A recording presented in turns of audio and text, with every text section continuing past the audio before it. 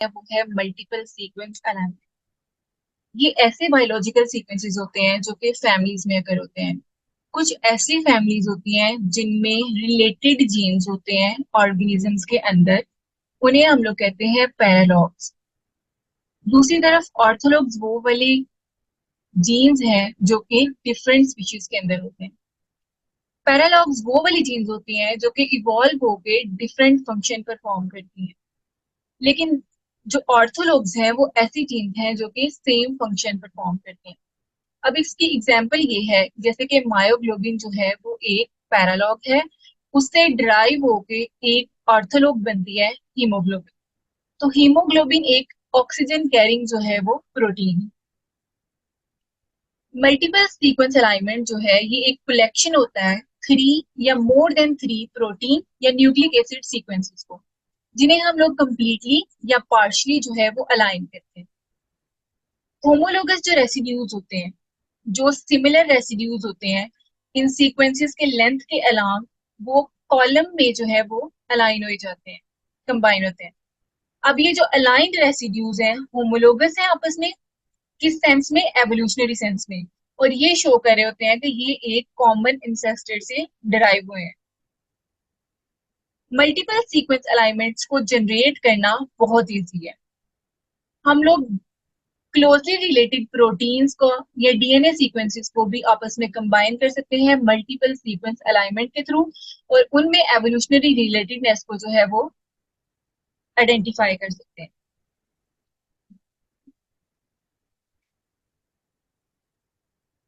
अगर कोई सीक्वेंसेस जो है वो कुछ डाइवर्जेंस शो करते हैं, तो मल्टीपल सीक्वेंस अलाइनमेंट की जो प्रॉब्लम है उसे सॉल्व करना एक्स्ट्रॉर्डिनरीली डिफिकल्ट हो जाएगा।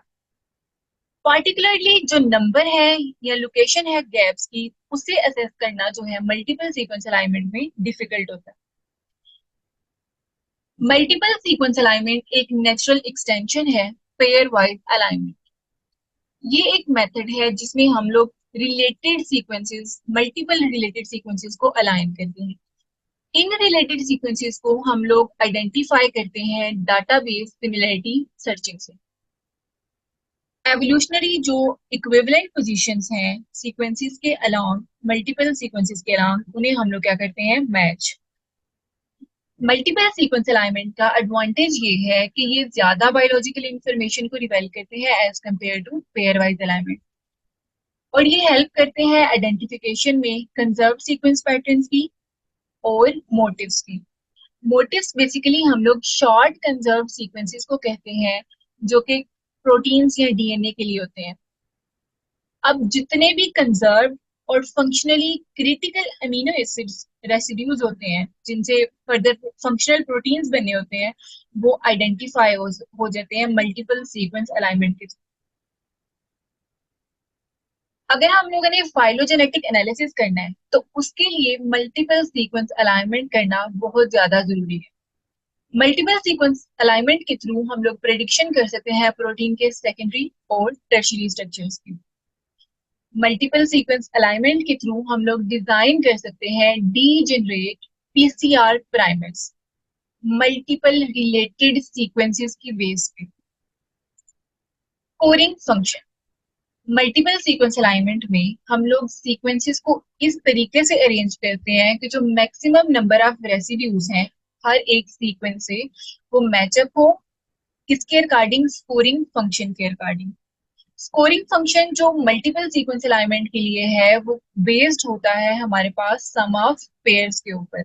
अगर हम लोगों ने कैलकुलेट करना है सम ऑफ पेयर स्कोर को, तो हम लोग हर एक कॉलम के स्कोर को कैलकुलेट करने के लिए जितने भी पॉसिबल पेयर मैचेस हैं, जितने भी मिस मैचेस हैं और गैप कॉस्ट हैं, उन सब के स्कोर को कैलकुलेट करेंगे, तो तब हमारे पास कॉलम का स्कोर आएगा।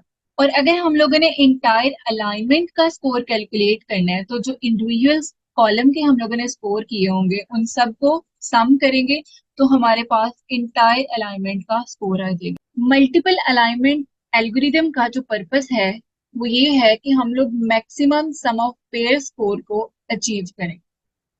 जैसे यहाँ पे हम लोग सीक्वेंस 1 है, सीक्वेंस 2 है और सीक्वेंस 3 है।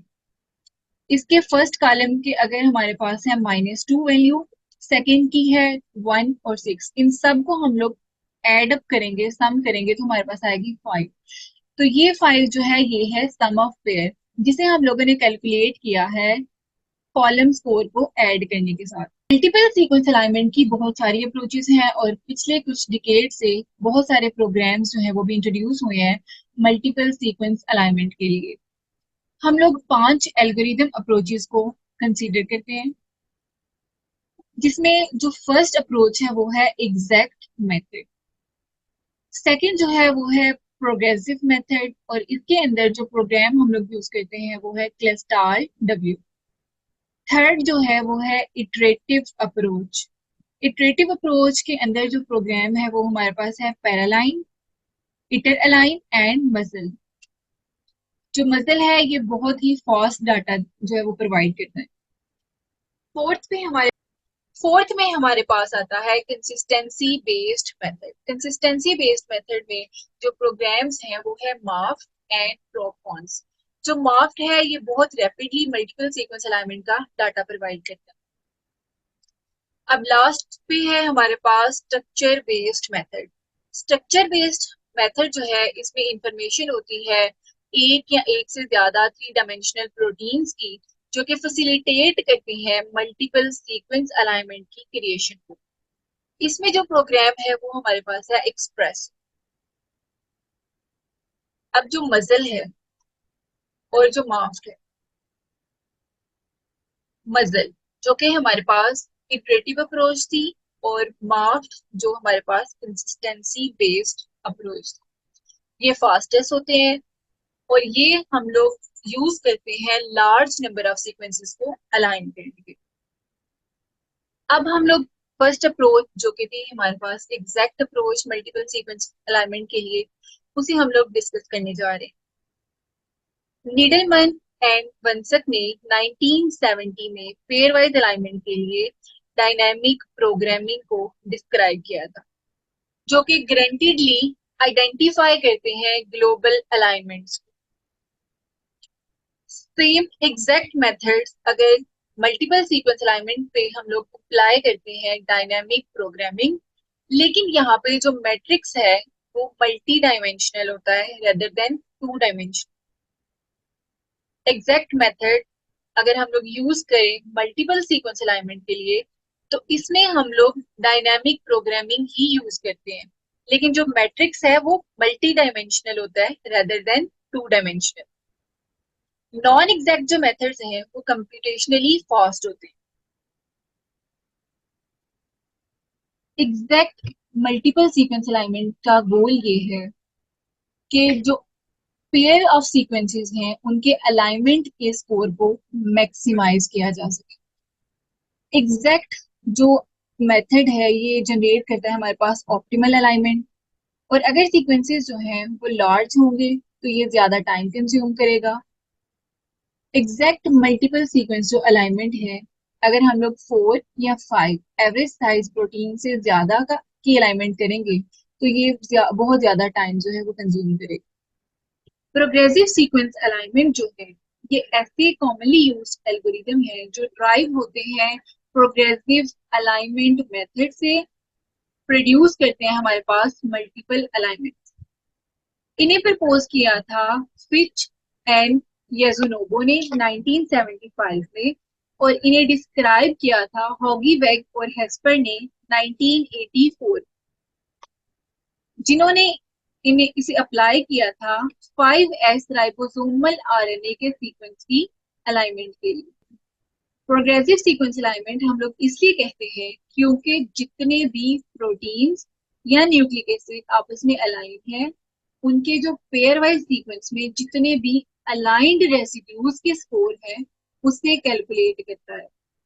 इसकी बिगिनिंग जो है वो दो क्लोजेस्ट सीक्वेंसेस को आपस में अलाइन करके स्टार्ट होती है, और फिर प्रोग्रेसिवली जो दूसरे सीक्वेंसेस हैं उन्हें भी एड अप किया जाता है। इसमें पहले जो क्लोजली रिलेटेड 2 सीक्वेंसेस हैं उन्हें अलाइन किया जाता है, और फिर दूसरे सीक्वेंसेस को उन अलाइन सीक्वेंसेस के साथ कंबाइन किया जाता है।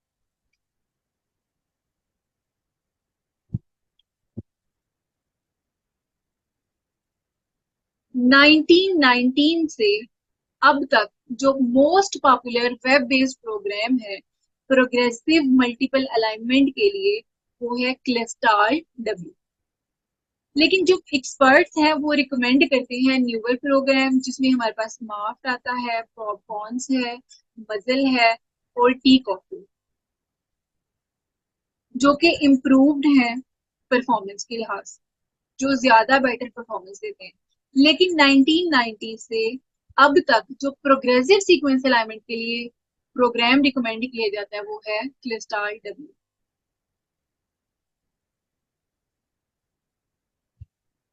इस अप्रोच का बेनिफिट ये है कि ये 100 इवन 1000 सीक्वेंसेस की रैपिड अलाइनमेंट करते हैं। इसकी मेजर लिमिटेशन ये है कि जो फाइनल अलाइनमेंट होती है वो जिस ऑर्डर में सीक्वेंसेस ज्वाइन होते हैं उसके ऊपर डिपेंड करती है। इसीलिए गारंटी नहीं है कि ये बहुत ज्यादा एक्यूरेट अलाइनमेंट जो है वो प्रोवाइड करे। प्रोग्रेसिव सीक्वेंस अलाइनमेंट जो है वो स्टेप वाइज असेंबली पे डिपेंड करती है, और ये एक बहुत ही फास्ट है नेचर में, हमें बहुत रैपिडली डाटा प्रोवाइड करती है। ये मल्टीपल सीक्वेंसेस की अलाइनमेंट को स्पीड अप करती है मल्टी स्टेप प्रोसेस। इसमें पहले होती है हमारे पास पेयर वाइज अलाइनमेंट, हर एक पेयर सीक्वेंसेस की नीडलमैन और वंसक ग्लोबल अलाइनमेंट मेथड के थ्रू। और देन वो जो पेयर वाइज सीक्वेंस अलाइनमेंट है वो फर्दर रिलेटेड सीक्वेंसेस के साथ अटैच होकर हमारे पास मल्टीपल सीक्वेंस अलाइनमेंट जो है वो क्रिएट करती है। प्रोग्रेसिव सीक्वेंस अलाइनमेंट में हम लोग पेयर वाइज कंपैरिजन के थ्रू जो सिमिलैरिटी स्कोर है उसे रिकॉर्ड करते हैं। अब ये जो स्कोर्स है या तो ये परसेंट आइडेंटिटी है या सिमिलैरिटी का स्कोर, ये डिपेंड करता है कि जो पार्टिकुलर सब्स्टिट्यूशन है, सब्स्टिट्यूशन मैट्रिक्स है, वो इधर डीएनए है या प्रोटीन। अब ये जो दोनों स्कोर्स हैं इन्हें कोरिलेट हम लोग करते हैं एवोल्यूशनरी डिस्टेंस के साथ, जो कि सीक्वेंसेस के अंदर है। फर्स्ट स्टेप हम लोगों ने दो पेयर वाइज कंपैरिजन करने हैं और सिमिलरिटी स्कोर को कैलकुलेट किया। अब ये स्कोर जो है या तो आइडेंटिटी हो सकता है या सिमिलरिटी स्कोर हो सकता है। ये डिपेंड करता है कि डीएनए का सीक्वेंस है या प्रोटीन का सीक्वेंस। अब ये जो स्कोर्स है, थर्ड स्टेप हम लोगों ने इसे कोरिलेट करना है एवोल्यूशनरी डिस्टेंस के साथ। अब हम लोगों ने इस स्कोर को कन्वर्ट कर देना है एवोल्यूशनरी डिस्टेंस के अंदर, ताकि हम लोग एक डिस्टेंस मैट्रिक्स जो है जितने भी सीक्वेंसेस इन्वॉल्व हैं उनके लिए जनरेट कर सके। डिस्टेंस मैट्रिक्स बेसिकली हम लोग यूज करेंगे फाइलोजेनेटिक एनालिसिस के। डिस्टेंस मैट्रिक्स एक मेजर्ड एवोल्यूशनरी डिस्टेंस, उसके ऊपर अब हमारे पास जो सीक्वेंस है उसे हम लोग अरेंज करेंगे, ग्रुप करेंगे जो पेयर वाइज डिस्टेंस स्कोर है उसके अकॉर्डिंग। अब जिस सीक्वेंस का पेयर वाइज डिस्टेंस स्कोर कम होगा वो इंसेस्टर से इतना डाइवर्जेंट नहीं होगा। तो इस तरह अगर हम लोग अरेंज करेंगे तो हमारे पास एक फाइलोजेनेटिक एनालिसिस या फाइलोजेनेटिक ट्री जो है वो कंस्ट्रक्ट हो जाएगी। इसमें हमारे पास जो अब फाइलोजेनेटिक ट्री जनरेट हुआ है वो है नेबर ज्वाइनिंग मेथड के थ्रू, कि जो closely related pair wise sequences है उन्हें हम लोगों ने पहले डिस्टेंस मैट्रिक्स पे अरेंज किया है एंड फर्दर जो है हम लोगों ने अरेंज करते गए हैं। और जो ट्री है वो रिफ्लेक्ट कर रहा है कि एवोल्यूशनरी रिलेटेडनेस है सीक्वेंसेस के अंदर। प्रोग्रेसिव मेथड से जो हमारे पास फाइलोजेनेटिक ट्री कंस्ट्रक्ट होता है वो हमारे पास एक अप्रोक्सीमेट ट्री होता है, और वो हमारे पास एक अथेंटिक फाइलोजेनेटिक ट्री नहीं है। वो जस्ट हमें एक गाइड प्रोवाइड कर रहा है ताकि हम लोग डायरेक्ट करें और री अलाइनमेंट कर सकें सीक्वेंसेस की, ताकि हम लोग एक ऑथेंटिक फाइलोजेनेटिक ट्री को कंस्ट्रक्ट कर सकें। इस रीजन के लिए क्योंकि वो हमें गाइड प्रोवाइड करता है, इससे हम लोग कहते हैं ये है गाइड ट्री। इस गाइड गाइड ट्री के अकॉर्डिंग जो बहुत क्लोजली रिलेटेड सीक्वेंसेस हैं उन्हें पहले रीअलाइन किया जाता है नीडलमैन और वंसक एल्गोरिथम के अकॉर्डिंग। अगर हम लोगों ने एडिशनल सीक्वेंसेस को भी ऐड करना है तो जो ऑलरेडी रीअलाइंड सीक्वेंसेस हैं वो एक सिंगल या कंसेंसस सीक्वेंस के अंदर कन्वर्ट हो जाते हैं, जिसके अंदर जो गैप पोजीशंस हैं वो भी फिल्ड हो जाती है। जो कंसेंसस सीक्वेंस है वो एक सिंगल सीक्वेंस के तौर पे ट्रीट किया जाता है नेक्स्ट स्टेप। नेक्स्ट स्टेप पे क्या होता है कि जो बहुत क्लोजली सीक्वेंस होते हैं ट्री गाइड में, उन्हें अलाइन किया जाता है कंसेंसस सीक्वेंस के साथ। किसको यूज करके? नीडलमैन एंड वंसक की जो प्रोग्रामिंग थी, डायनामिक प्रोग्रामिंग को यूज करके। जो डिस्टेंस सीक्वेंसेस या सीक्वेंस प्रोफाइल्स हैं वो एट अ टाइम वन जो है वो ऐड होते हैं अपनी जो रिलेटिव पोजीशन है गाइड ट्री के ऊपर उसके अकॉर्डिंग। रीअलाइनमेंट जब हम लोग न्यू सीक्वेंसेस की करते हैं डायनामिक प्रोग्रामिंग को यूज करके, तो एक न्यू कंसेंसस जो है वो ड्राइव होता है, जिसको हम लोग नेक्स्ट राउंड के लिए अलाइनमेंट के लिए यूज करते हैं। ये प्रोसेस तब तक रिपीट होता है जब तक जितने भी सीक्वेंसेस हैं वो अलाइन ना हो जाए। तो जो most popular well known progressive alignment का प्रोग्राम है वो है क्लस्टाल डब्ल्यू। क्लस्टाल डब्ल्यू एक ऐसी वेबसाइट है प्रोग्रेसिव मल्टीपल सीक्वेंस अलाइनमेंट के लिए। इस डायग्राम में जैसे कि शो किया जा रहा है कि ये हमारे पास इंडिविजुअल सीक्वेंसेस हैं। इन इंडिविजुअल सीक्वेंसेस की हम लोग पेयर वाइज अलाइनमेंट करेंगे और एक डिस्टेंस मैट्रिक्स जो है उसे क्रिएट करेंगे। तो इस पेयर वाइज अलाइनमेंट और डिस्टेंस मैट्रिक्स के अकॉर्डिंग ये गाइड ट्री शो कर रहा है कि जो सी और डी है वो क्लोजेस्ट पेयर है। इनके बाद जो क्लोजेस्ट हैं वो है ए एंड बी। ये गाइड ट्री है जिसके अकॉर्डिंग सी और डी जो है ये एक क्लोजेस्ट पेयर है और ए एंड बी जो है ये भी एक क्लोजेस्ट पेयर है। अब हम लोग सी एंड डी को और ए एंड बी को आपस में अलाइन करेंगे डायनामिक प्रोग्रामिंग को यूज करके। सी एंड डी जो है इनकी दोनों की अलाइनमेंट करके ये एक हमारे पास कंसेंसस सीक्वेंस बन गया है और ए एंड बी का भी एक कंसेंसस सीक्वेंस जो है वो बन गया है। अब इन दोनों को हम लोग अलाइन करेंगे तो हमारे पास बनेगा ए बी सी डी, इन सब का कंबाइन एक कंसेंसस सीक्वेंस जिसे हम लोग अलाइन करेंगे ई के साथ। तो इस तरह जो हमारी अलाइनमेंट है वो एक सिंगल अलाइनमेंट जो है कंप्लीट हो जाएगी। इटरेटिव अलाइनमेंट, इटरेटिव अप्रोच इस आइडिया पे बेस्ड है कि जो ऑप्टिमल सॉल्यूशंस हैं वो हमें तब मिलते हैं अगर हम लोग रिपीटेडली मॉडिफाई करें सब ऑप्टिमल सॉल्यूशंस। अगर हम लोग सब ऑप्टिमल सॉल्यूशंस को रिपीटेडली मॉडिफाई करेंगे तो हमारे पास ऑप्टिमल सॉल्यूशंस जो हैं वो ड्राइव होंगे। ये प्रोसीजर स्टार्ट होता है लो क्वालिटी अलाइनमेंट से और ग्रेजुअली जो है ये इम्प्रूव करते हैं इटरेटिव रीअलाइनमेंट के थ्रू, एक वेल डिफाइंड प्रोसीजर के थ्रू। और तब तक ये रीअलाइनमेंट कहते हैं जब तक फर्दर कोई अलाइनमेंट की या कोई इम्प्रूवमेंट की जरूरत ना हो। क्योंकि इटरेटिव अलाइनमेंट में जो सीक्वेंसेस का ऑर्डर है हर एक रिपीटेशन या इम्प्रूवमेंट के दौरान जो है वो डिफरेंट होता है। तो इस तरह ये जो मेथड है, ये जो प्रॉब्लम थी प्रोग्रेसिव सीक्वेंस अलाइनमेंट की कि इसका जो फाइनल सीक्वेंस है वो डिपेंड करता है ऑर्डर ऑफ सीक्वेंसेस के ऊपर, तो इस प्रॉब्लम को ये एलिवेट करती है। लेकिन ये जो मेथड है ये बहुत ही एक फास्ट है नेचर में और इससे गारंटी नहीं है कि हमारे पास ऑप्टिमल अलाइनमेंट जो है वो हमें मिलेगी।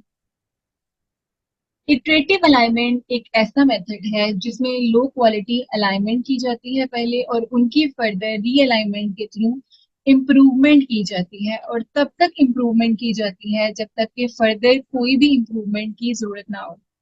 फॉर एग्जाम्पल ये हमारे पास कुछ इंडिविजुअल सीक्वेंसेस हैं, उनकी रैंडम अलाइनमेंट के थ्रू एक गाइड ट्री जो है वो कंस्ट्रक्ट किया जाता है। उस गाइड ट्री की रीअलाइनमेंट होती है वेट की बेस पे और उनकी फर्दर रीअलाइनमेंट होती है डायनामिक प्रोग्रामिंग का यूज करके, और हमारे पास एक ऑथेंटिक जो है वो मल्टीपल सीक्वेंस अलाइनमेंट कंस्ट्रक्ट होता है। यहाँ तो अब इसकी रिपीटेशन जो है वो आउटर हो सकती है या इनर हो सकती है। PRRN एक वेब बेस्ड प्रोग्राम है जो कि double nested iterative strategy use करता है मल्टीपल सीक्वेंस अलाइनमेंट के लिए। इसके अंदर जो मल्टीपल अलाइनमेंट है उसमें टू सेट इटरेशंस हो रही होती है। इनर इटरेशन और आउटर इटरेशन। आउटर इटरेशन में एक इनिशियल रैंडम अलाइनमेंट जनरेट की जाती है ताकि यूपीजीएमए ट्री को कंस्ट्रक्ट किया जा सके। यूपीजीएमए या unbased pair group method using arithmetic average. फिर इसमें वेट्स को यूज किया जाता है ताकि जो अलाइनमेंट है इसे ऑप्टिमाइज किया जा सके। लेकिन अगर हम इनर इटरेशन की बात करें तो इसमें जो सीक्वेंसेस हैं उन्हें टू ग्रुप्स में डिवाइड किया जाता है। अब उनकी रैंडम अलाइनमेंट की जाती है हर एक ग्रुप की इनिशियल साइकिल में, जिसके बाद जो अलाइनमेंट की पोजीशंस हैं उन्हें फिक्स किया जाता है। इनर इटरेशन में सीक्वेंसेस हैं हमारे पास, उन सीक्वेंसेस को हम लोगों ने रैंडमली टू ग्रुप्स में डिवाइड कर दिए। उनकी पहले फर्स्ट स्टेप में रेंडमाइज्ड अलाइनमेंट करनी है और देन नेक्स्ट में जो अलाइनमेंट की पोजीशंस हैं उन्हें फिक्स करना है। ये जो दो ग्रुप्स हैं इन्हें हम लोग सिंगल सीक्वेंसेस के तौर पे ट्रीट करते हैं। अब ये जो दो सीक्वेंसेस हैं जिन्हें मतलब बेसिकली हम ग्रुप्स को ही दो सीक्वेंसेस कह रहे हैं, तो इन्हें हम लोग अलाइन करेंगे यूजिंग ग्लोबल डायनामिक प्रोग्रामिंग। ये प्रोसेस बहुत सारी साइकिल्स के थ्रू रिपीटेड होगा और तब तक होगा जब तक सम ऑफ पेयर जो स्कोर्ड है वो इंक्रीज नहीं हो। इस पॉइंट पे जो अलाइनमेंट है उसे हम लोग यूज करेंगे यूपीजीएम में ट्री को कंस्ट्रक्ट करने के लिए। अब ये जो न्यूली ऑप्टिमाइज अलाइनमेंट है इसे फर्दर रीअलाइनमेंट हम लोग करेंगे इनकी इनर इटरेशन में, और ये प्रोसेस बहुत सारी साइकिल्स में रिपीटेड होगा तब तक जब तक ओवरऑल जो अलाइनमेंट की स्कोर है उसमें कोई भी और इम्प्रूवमेंट रिक्वायर्ड ना हो।